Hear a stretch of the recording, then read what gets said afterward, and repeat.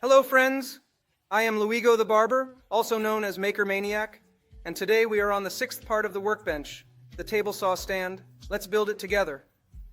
That's what I titled it. It would take just a week, for video requirements and also for my enjoyment on YouTube, so I divided it into several episodes. Today we will see the joints and the final cuts, so let's get started right away. Intro.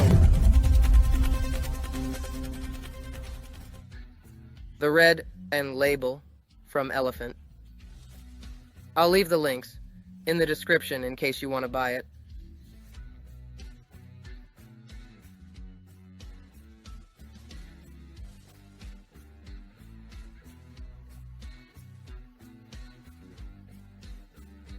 The red label is not your typical vinyl glue.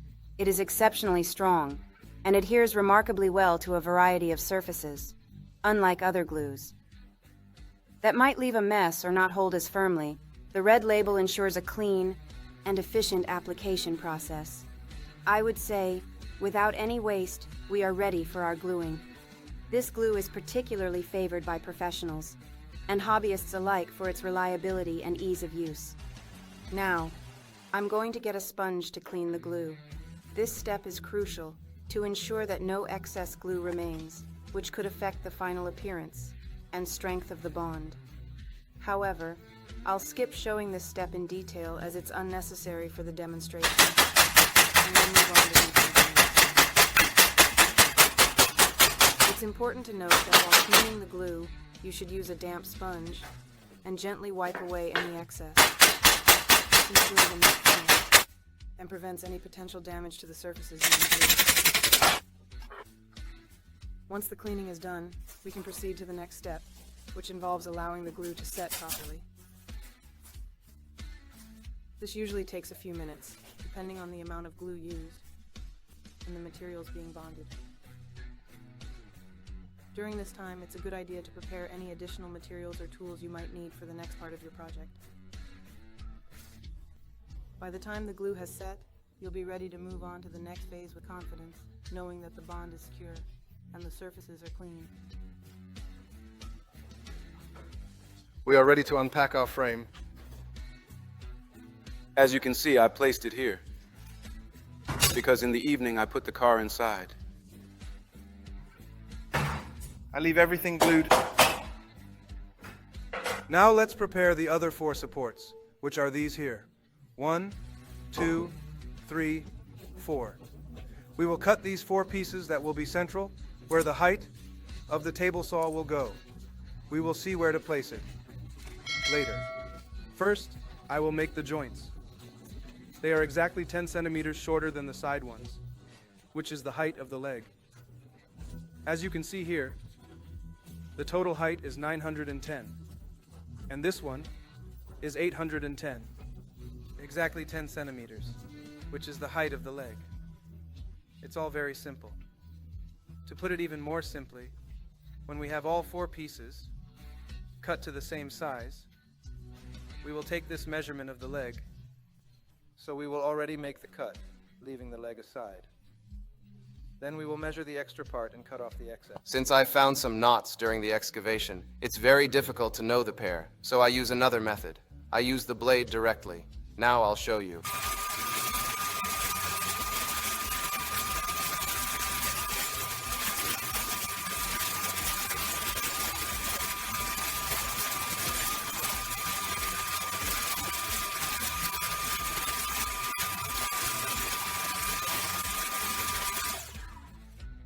Also, make 4 joints. Now we just need to try to measure the same height of the legs. So we have our leg.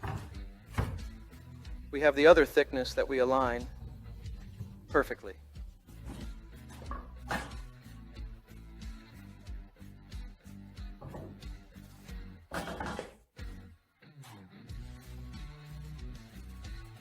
And we are going to cut this part here.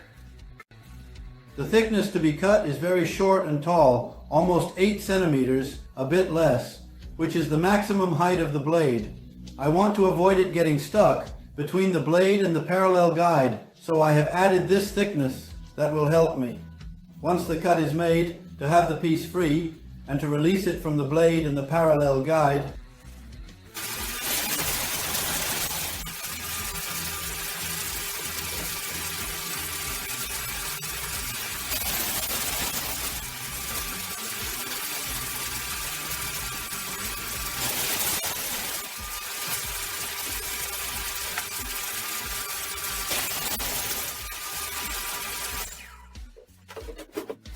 I'm a bit undecided, but I think I'll make it double.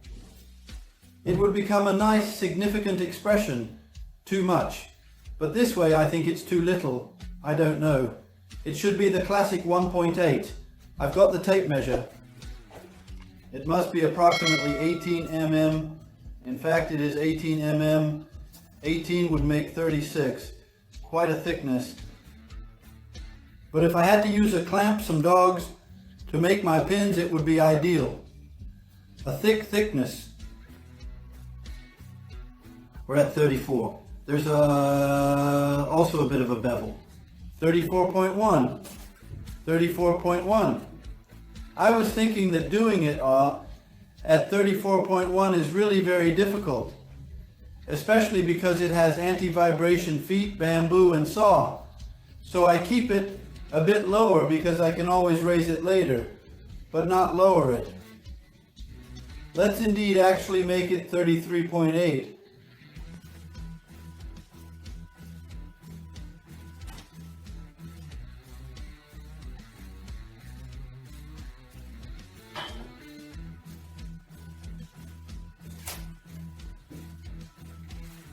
And here, is where the table saw will rest. I take this as a reference, and we should be good. While I need to remind you that this will be the part to remove to make the joint. However, a single cut for all 8 legs. I disassembled everything since. They are all numbered, as you can see. Now we need to make this joint. I set up the table saw as usual for the comb cut to carve.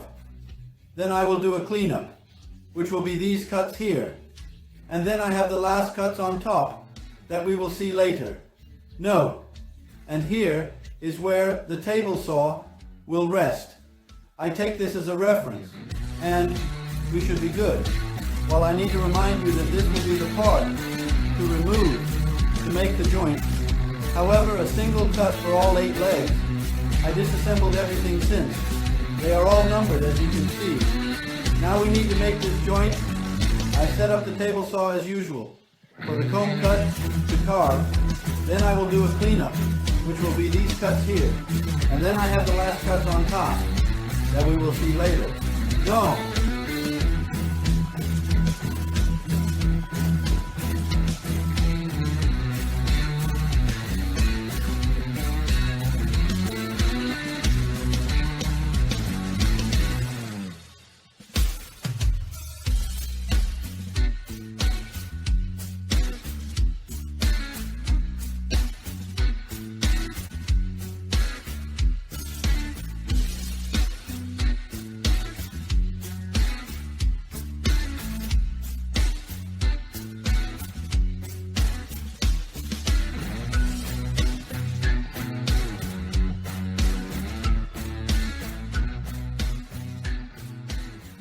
That's all for today. I'll stop here. Obviously just this piece. The first part below that we saw glued in the other video. The others are all joints. The pieces are ready. I need to glue it, and I'm thinking that if I glue it, I have to mount the wheels right away because it's starting to get very large. We'll see you in the next video. Anyway, subscribe, leave a like, and comment. If you need any VGF clamps, goodbye, everyone.